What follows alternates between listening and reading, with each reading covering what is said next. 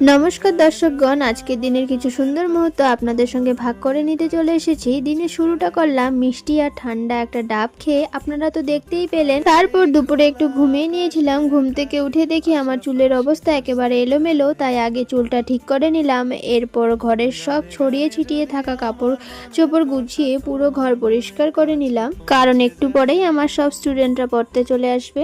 আসলে কাজটা অনেক আগেই শেষ হয়ে যেত, কিন্তু ক্যামেরা সেট করা, বারবার অ্যাঙ্গেল ঠিক করা আর ভিডিও রেকর্ড করতে গিয়ে অনেকটাই সময় লেগে যায়, তাই একটু দেরিও হয় আর পরিশ্রম অনেক বেশি করতে হয়। তবুও সবাই যে সাপোর্ট করবে এমনটা হয় না।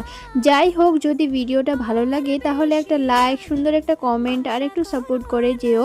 তো আমি কিন্তু এদিকে কথা বলতে বলতে আমার সব কাজ করে নিয়েছি এবং লাস্টে ঝাড় দেওয়াটা বাকি, তো সেটা করে নিচ্ছি। যেহেতু আমি আমার স্টুডেন্টদের গরমের জন্য মেঝেতেই বসাই, তার জন্য পাকাটা অনেকটা ক্লিন থাকা দরকার, না হলে বসতে কিন্তু অনেক অসুবিধা হয়।